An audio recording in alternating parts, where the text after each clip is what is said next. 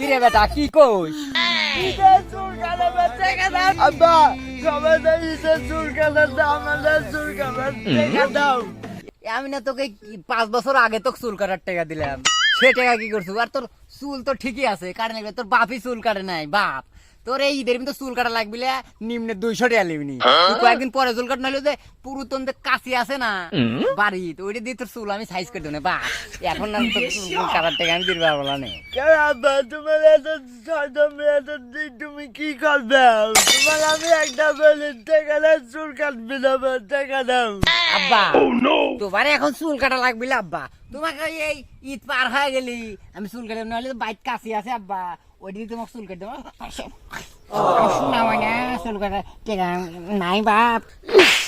এতদিন ছুটি মেয়েরা অভিনন্দন সেরা, এখন দেখছি আব্বার অভিনন্দন সেরা রে।